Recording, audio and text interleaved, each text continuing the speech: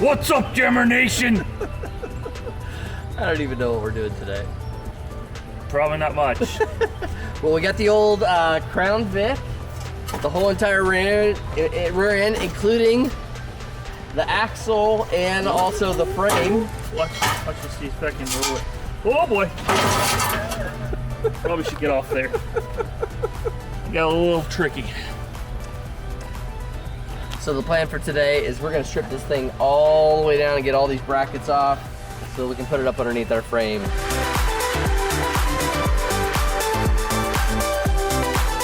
So, for those of you that don't know and maybe don't remember, this is Old Faithful. She doesn't really work that well. As you can see, I'm pushing the trigger. But a little Taparoonie, she works. So we had to send our rigid in. They're giving us a new one. So until then, we'll use Old Faithful with a little bit of tap. Well, it's barely faithful.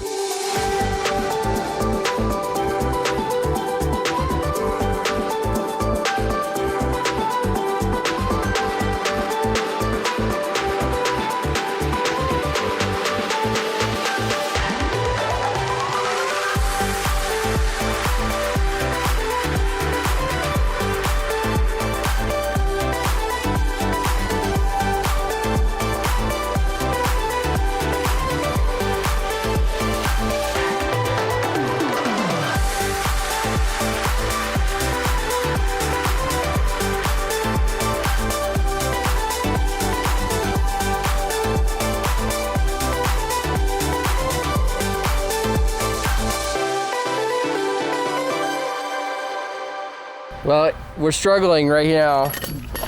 Yeah. We're trying to take these bars off right here. We could take them off individually, but it should be nice if we could just take off the center bolt. Let's see. But then they'll both come off at the same time. The whole thing's got to come off anyway. Ooh, I think you might have gotten some victory, buddy. All I had to do was straddle a tire. That's all. Just had to straddle a tire. Problem solved. Oh, gotta get Old Faithful and Yeah, I don't want him to feel left out and not work on us. Guys, I mean, I wish you guys could see this. This is, now watch this.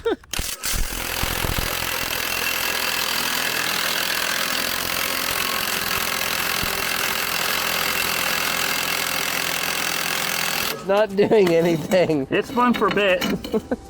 But yeah, although Cotton hasn't said it yet, because he hasn't seen this part yet, because we have yet to release this video, I'm putting jack stands here because I know Cotton's gonna tell me to put jack stands here.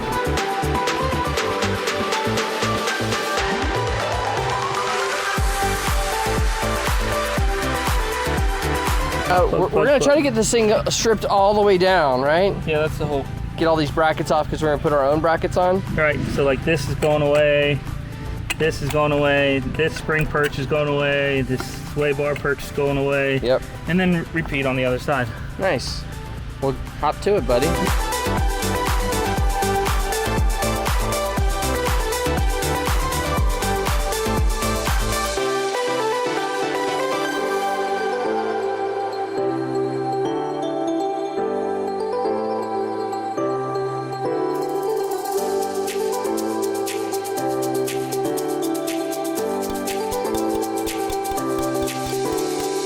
Alright, so Ryan's down here working on these. I'm on the other end doing nothing. What you would think.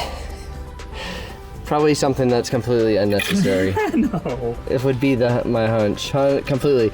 So this is the e-brake. There's a little coupler right there. Well, it's kind of welded together there, and so I've been struggling to get those apart. I got one side off. Basically, these little pieces here both go to the center. So if I can just get one of the two out, I'll be in good shape.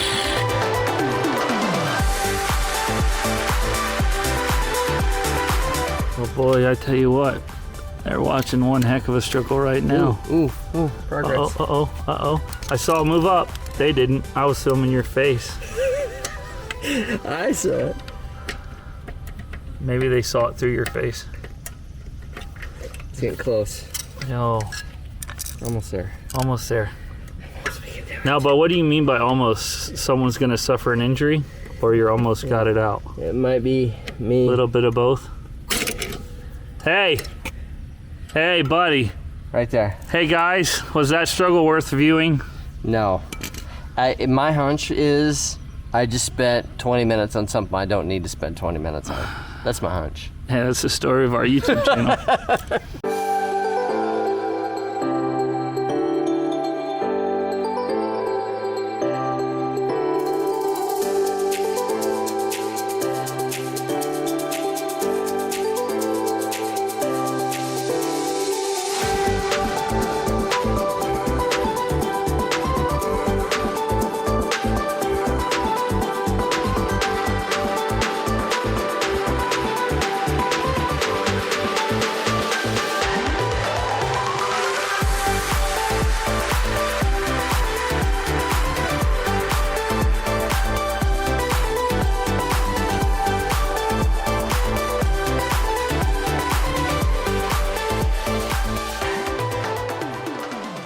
All right, guys. Well, we got the rear end all pretty much cut up. Yeah, 3 hours worth of chopping and grinding and now we still got to smooth out the axle, prep it so that we can get the 4-link ready and start the mock-up for the 4-link. Yeah, but man, doesn't that look great, Ryan? It's pretty impressive, guys. So the next thing you I guys... mean, there's nothing between the front and the back. It's so short. It's I know. And low.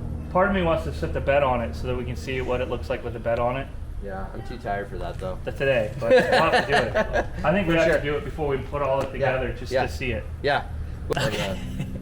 All right, guys, so the plan now is we're gonna prep the axle, get it all finished so that we can start welding to it. We're gonna C-notch the frame, because if you go and you can see, I don't know if you can see it over there, it's really close. It's probably 3 inches or less from the frame. That C-notch is gonna give us a little bit more ride. And then we're gonna start the mock-up for the 4-link, all in this video, guys. So stay tuned, we're not done yet. We just wanted to transition, let you guys know what's going on. Don't go anywhere, because if you do, you hate all children everywhere. So. That doesn't seem to make people watch longer. All children. Well, that's because they hate all children. All children. All right, let's get to the next part, guys. See ya.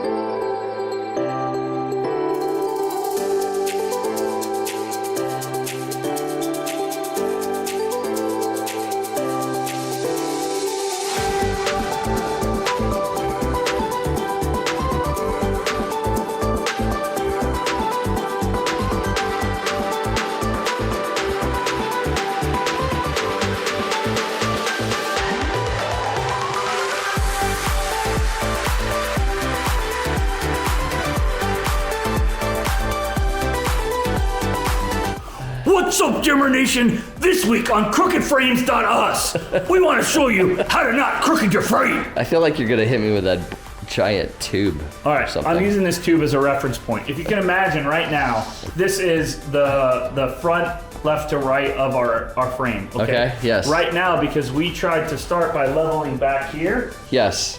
Our frame is sitting like this. Yeah, it's like torsion, twisted, right? Because the front doesn't have 4 cross members. Yeah. So it's allowing a little bit of deflection. Right. So what we're gonna do is we're gonna start by leveling the front end and work our way to the rear end. Nice. So let's see if it works. All right, the cab is definitely twisted down on the right, mainly because we let all the air out of the tire and we have the jack stand lower. So what's amazing though is that you can twist this frame around that much. We're gonna go ahead and work on it. We're gonna start on the front, work our way to the back, and that should make a lot more sense, I think. We're here, so you guys don't have to make these mistakes. Well, right? let me just tell you this much, guys. If you want to know how to do it wrong, check out our videos. If you want to know how to do it right, check our videos out. It's tripping me out.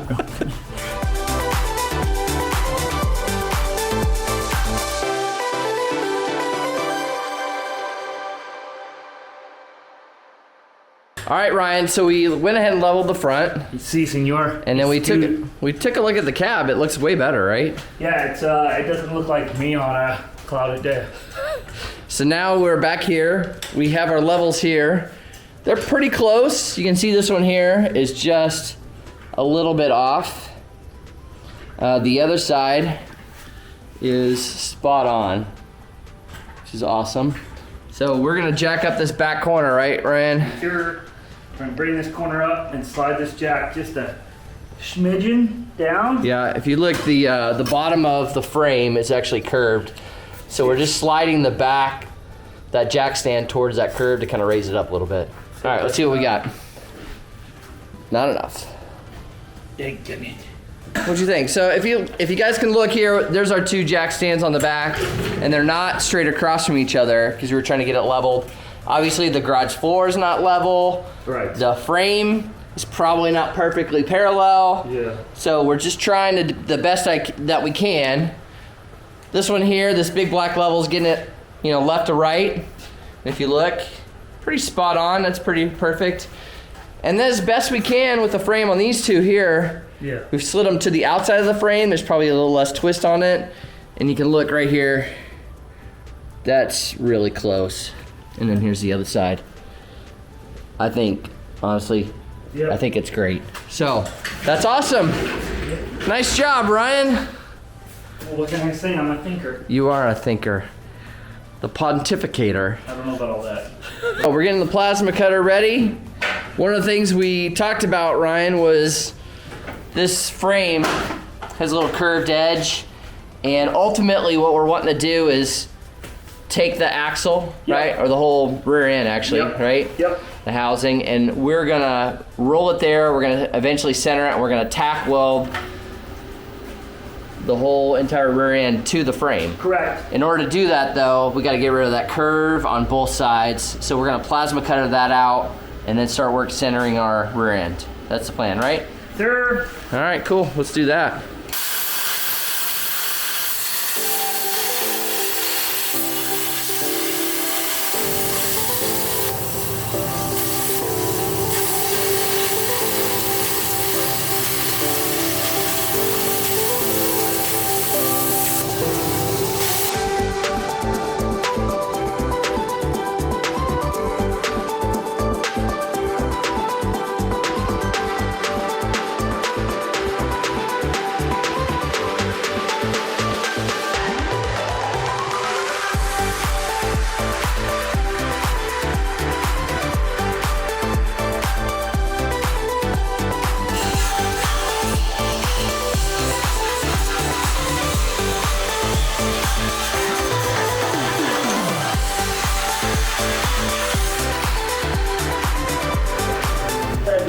Look at that. Just bigger than number. Maybe go take it. It's like limbo. What do you think I'm gonna get out, dude? I'm being honest. Oh yeah, the butt's gonna get in the way. Oh yeah. Yeah, then there's these things called legs. That's not the way you got in there. Oh yeah, just gotta be nimble like a peacock. Yeah, you are. Oh, all those yoga classes are finally paying. Yoga, I can imagine. Hot yoga, Goat yoga is what goat yoga. Yeah. Dad bods for the win. So what's next, Ryan? What are we gonna do? So next, we're gonna slide the axle back into its location. Okay. We're gonna get the axle level left to right, front to back. Then there's front to back, right? Yep. And then we gotta also make sure the pinion angle is at Yes. 0. Yeah, so what is a pinion angle, Ryan? So the pinion angle is the angle of this right here. Yeah. Coming back from the transmission. Yeah. There's gonna be it's not gonna be an empty hole here, guys. We're gonna need a thing. I think they call it steel tube of destiny. Okay. Also known as a drive shaft. Yes. And so not the crazy show with what's his face, Samuel Jackson shaft, not that guy. This is actually a drive shaft, right? And so we need that to go from the transmission to there. But we want our pinion angle at 0 because once we put right now what we're doing is we're getting the rear axle in its spot and at 0 Yeah. so that when we take it off the spot welds, the tack welds that we're gonna put on, it'll lower it down and that'll give us a 3-degree pinion angle, which you want 3 degrees from the transmission to the engine. This is a transmission, this is a transmission, this is a rear axle. Yeah. And you want a little bit of an angle so that these two aren't aligned, because you gotta imagine your axle's gonna move like this. Mm-hmm. And you want it to have the ability to not be too far out of spec. Right, that makes sense. So that's what we're doing now. All right, cool. Well, and that definitely matters, and it matters as to where we put the brackets and attach them to the actual rear end. So Right. it's very important. All right, well, that's the next thing. Let's do that. That sounds like fun. Oh yeah, lovely. I love it. I love this part. This is right up your flipping aircraft alley. I love it.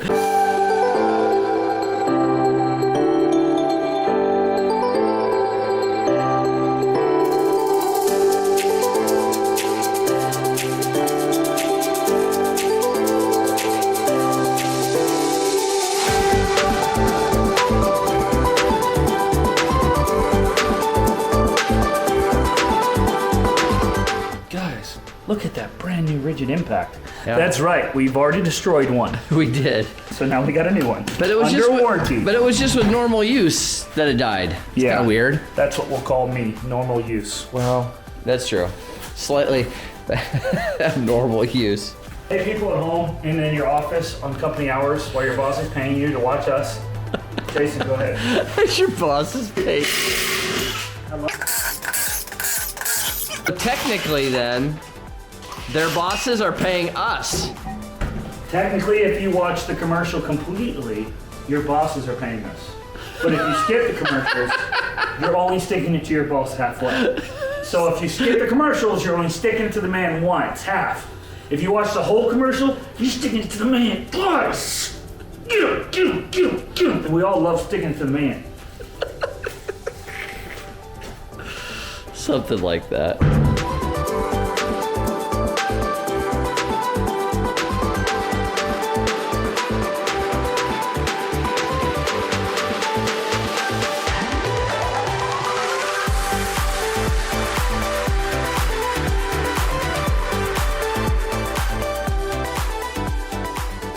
As you can see, Ryan is very ready to weld. I've been sitting here for 3 hours waiting for this moment. So- Jason, why don't you tell the people at work on company time Yes. what we got? I know, we want you guys to get your money's worth. So as you remember, we leveled the front. We started in the front and we moved backwards. This is the next section we leveled, both of these. Those are still level. And then we checked to make sure that the frame wasn't twisted, and that's what this one is doing right here. So everything is perfectly level and Correct. looks awesome. I love it. Right. Then from there, we marked a center line all the way across on top of our axle. And then we have holes on the side here of our frame. And we marked the center lines of those, dropped it down, and so we got those exactly this way, so that we're not swaying our axle front to back. It's definitely square with our frame. Then we also got a 0 point here for our angle. And then we went to the front of our axle here in front of the pumpkin to make sure that our drive shaft pinion angle is correct. And then the last thing we did is we measured from on the inside here and to make sure that our axle was the correct amount left to right. And then, just for giggles, because we knew we had our center line, what we did is we actually went from the back of the frame to the center line of the axle just to make sure, and they're all the same. They're all great. So we're the square everywhere we can. Yeah, I think it's absolutely perfect. It's as good as you're gonna get with the tools that we have, I think. So what are you gonna do, Ryan? I'm gonna weld it in place.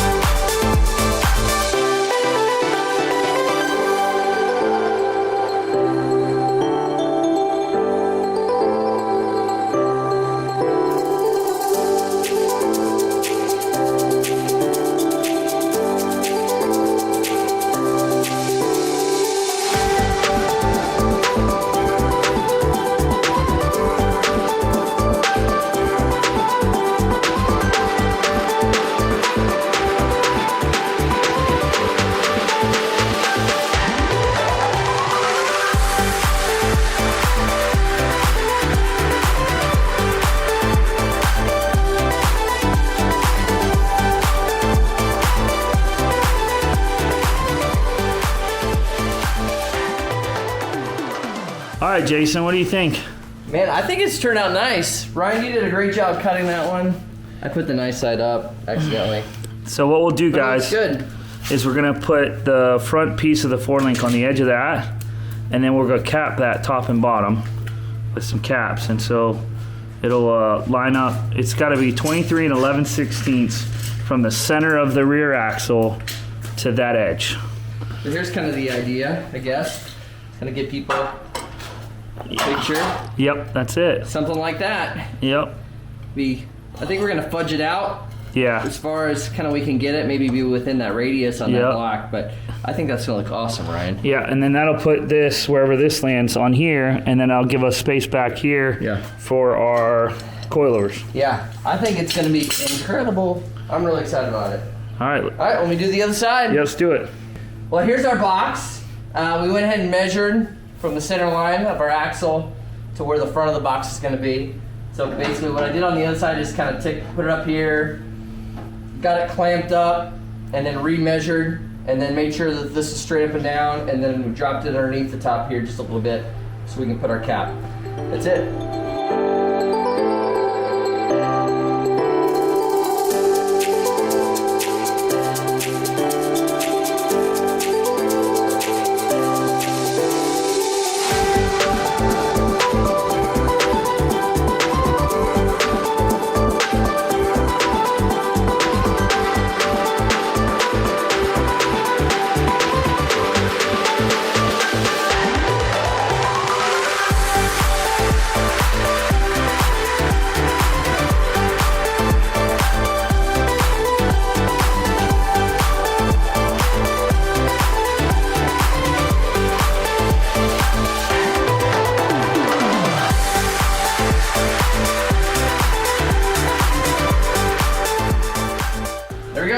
There it is, guys. And again, like we were saying, you can imagine right here is going to be the four-link running right to that edge up there. It's going to be awesome.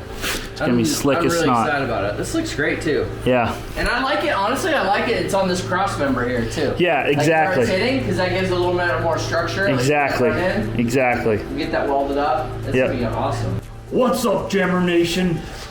We're being really quiet because the baby's sleeping. My newborn and my 3-year-old are both in bed, and my wife just had her 4th 2 weeks ago. So if I start yelling now, I may get the wrath of Satan poured out upon my soul. She may murder you. And then there would be no more channel. That would suck. And everyone would be proud as straw. But what do you guys think? Let us know what you think of our plan, our attack with the boxed in tubes at the front, the 4-link. I think it's genius. And again, anyone that's trying to do this is kind of the way. If you guys really want to know another way to do it, Jim, right? Jim on YouTube. Yeah. He did the exact same competition engineering 4-link on an 8.8 Ford rear end in a Mazda truck. That's kind of what we kind of used as a... It looks awesome. And then, I want to say shout out to Dennis Weingartner over at Texas Farm Truck Racing Texas for helping us out, kind of figuring all this out. It's come together. Yeah. And we still have a lot of more work to do. We still got to C-notch the frame. Yes. Install all of our brackets on. That's going to be all in the next episode, we hope. And then on that note, we'll see you next time. We will. Jammer Nation. It's not working. It's unplugged. I'm sorry.